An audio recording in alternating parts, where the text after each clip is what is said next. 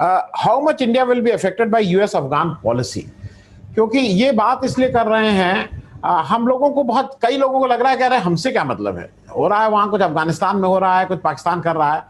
एक, मैं जिस समाज में, वो जो जो जो सो कॉल्ड अपने को इंजीनियर साहब हैं, डॉक्टर साहब हैं, पढ़े लिखे लोग हैं, उनको लगता है इससे अपने को क्या लेना देना। मैं मयंक जी को भी वो ले लूं, उसके बाद विभव जी के पास जाएंगे जिनके पास एक वर्ल्ड वाइड व्यू भी है। मयंक जी को मैं डिफेंस के पॉइंट ऑफ व्यू से ले रहा हूं, क्योंकि मयंक जी ये जो हो रहा है एक नया यूएस अजीब सी स्थिति में छोड़ के जा रहा है तालिबान, मतलब अफगानिस्तान को, हमारे डिफेंस के हिसाब से, सिर्फ केवल सामरिक दृष्टि से हमारे लिए कितना चिंता की बात है? देखिए, फिलहाल एक्चुअली मेरी अभी रिसेंटली किसी सीनियर ऑफिसर से मुलाकात हुई जो जमीनी तौर पर इन चीजों पर निगाह रखते हैं। तो उन्होंने कहा कि देखिए, चार या लगभग 4-5, मैं उनकी स्टेटमेंट अभी बता रहा हूँ फिलहाल, उसके बाद मैं उस चीजों को बात करता हूँ उस पर आगे। फिलहाल 4 और 5 साल तक शायद हमें परेशानी ना हो तालिबान से रिलेटेड चीजों को लेकर के। तो उनका एनालिसिस ये कहता है, अब किस वजह से ये एनालिसिस लेके आए वो कि 4-5 साल लगभग शायद मुसीबतें ना हो, तो हम इसको दो तरह से देखें कि अगर 4-5 साल हमारे पास टाइम है या 4-5 साल बाद हमें वो उनकी मुसीबतें आएंगी, ये दोनों अलग अलग चीजें हो गई। तो अब आगे उन्होंने ये बताया कि जिस तरह की चीजें हैं, वेस्टर्न बॉर्डर जो पाकिस्तान का है, जहां की उसी का हिस्सा आप सीज फायर वायलेशन का जो एग्रीमेंट रीइटरेशन हुआ है फरवरी में, उसको भी उसका हिस्सा मान लिया जाए कि जो पाकिस्तान में आलम चल रहा है इस वक्त, और with in Pakistan on the western borders of Pakistan, पश्चिमी इनके जो सीमाएं हैं, और अफगानिस्तान में जो चल रहा है, तीनों चीजें लगभग मिली जुली सी हैं। और जो सीज फायर एग्रीमेंट हुआ वो पाकिस्तान को ज्यादा फायदेमंद है। अभी 10 दिन पहले मैं पुंछ के इलाके में था, हमीरपुर इलाके में था, उन बॉर्डर्स एरिया में ट्रेवल कर रहा था। तो गांव के लोगों से मुलाकात हुई। जो एंटी इन्फिल्ट्रेशन ऑब्स्टेकल सिस्टम होता है, भारत ने 2 तरीके अपना रखे हैं लाइन ऑफ कंट्रोल पर, जो कि 776 किलोमीटर की है। कि एक तो लाइन ऑफ एलओसी है, जो कि एकदम उस स्थिति में है जहां पे आपने मार्क कर रखी है चीजों को, और उसके अंदर एक सिस्टम क्रिएट कर रखा है जो डबल ट्रिपल लेयर्ड सिस्टम होता है कि अगर वहां से भी कोई घुसता है तो उसको एआईओएस सिस्टम रोकेगा। लेकिन उनके बीचों में गांव आ गए हैं बहुत सारे। तो हमारी उनसे बातचीत हो रही थी कि अभी क्या है, जो फरवरी से चीजें हुई उसके बाद क्या हो रहा है। उन्होंने बताया सड़कें बन रही हैं। 2-3 विलेज है हमीरपुर में, उसमें सोचिए 70 में बिजली गई थी और अब जा रही बिजली वहां पे, और बीच में वो बिजली कनेक्शन नहीं लगा पाए थे। सड़कें बनना अब शुरू हुई है। तो ये अभी हालात हुआ, लेकिन क्यों हुआ? सीज फायर एग्रीमेंट रिएटरेशन हुआ। डीजीएमओस डिसाइड करते हैं 25 फरवरी को कि भाई अब दोनों तरफ से गोलीबारी नहीं होगी। गोलीबारी हो क्यों रही थी?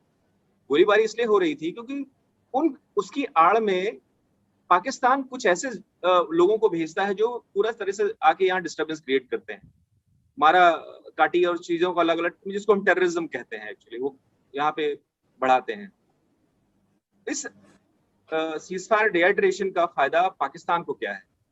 उन्होंने यहाँ से अपनी जो डेप्थ थी या जो अपनी वॉल्यूम ऑफ फोर्सेस थी और जो इक्विपमेंट्स थे वो शिफ्ट किए, और अभी उनको यहाँ परेशानी की चिंता नहीं है, लेकिन वेस्टर्न बॉर्डर्स पे परेशानी की चिंता हो गई है।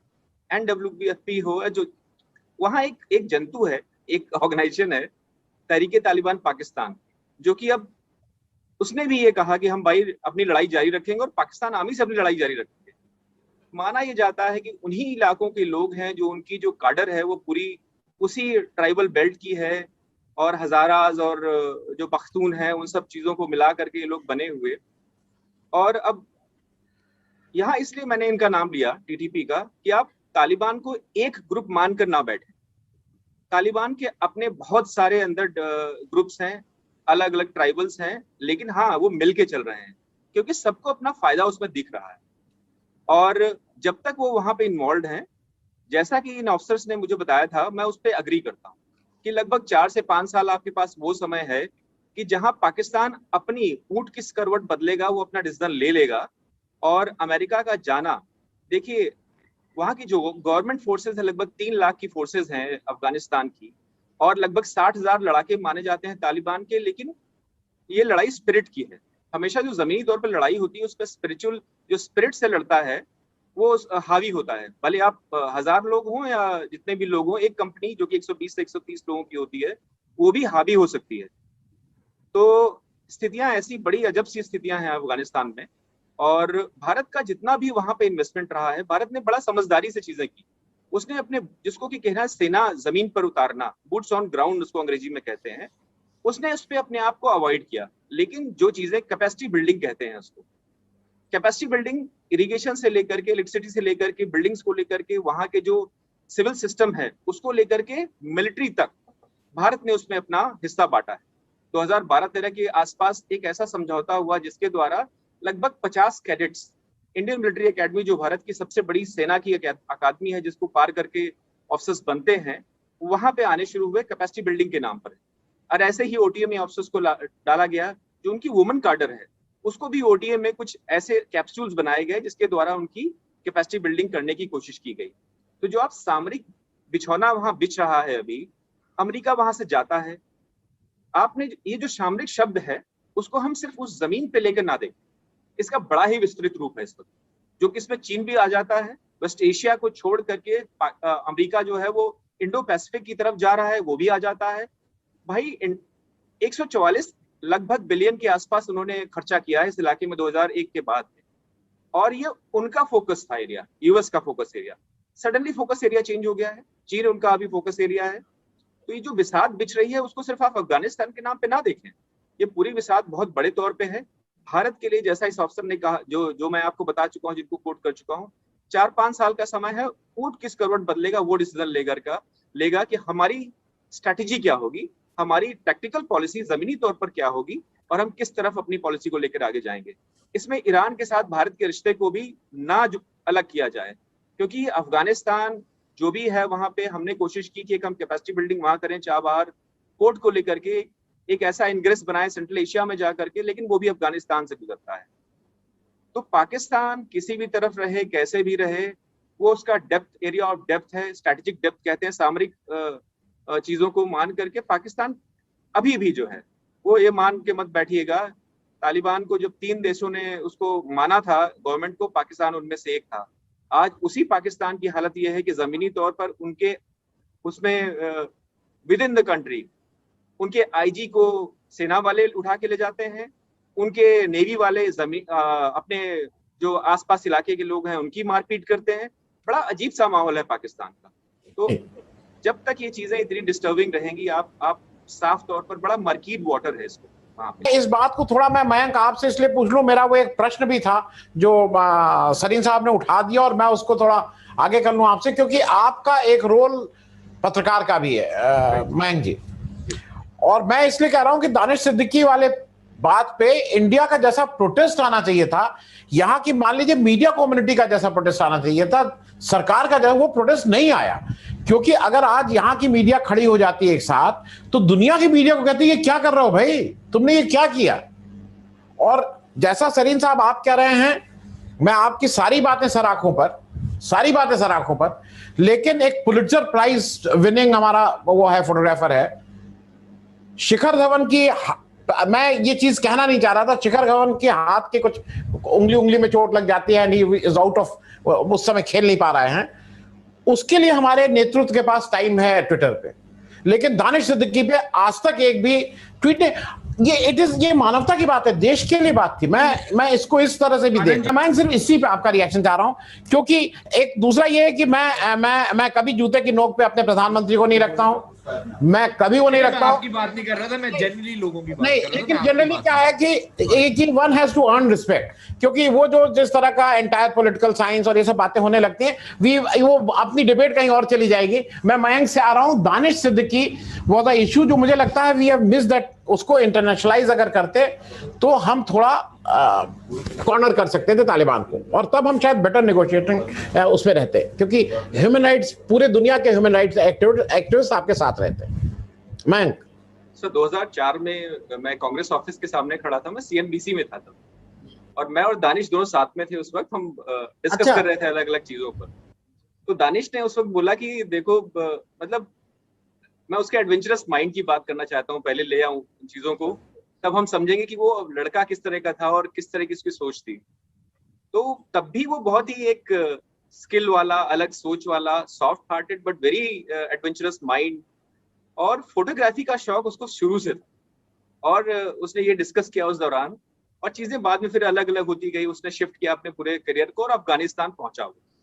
और अचानक हमें खबर आती है, देखिए, कि ऐसा ऐसा बड़ा मतलब मसला हो गया है और बड़ी चीज हुई, घटना हुई है, हम दानिश को वहां पे एलिमिनेट किया, मार दिया गया है।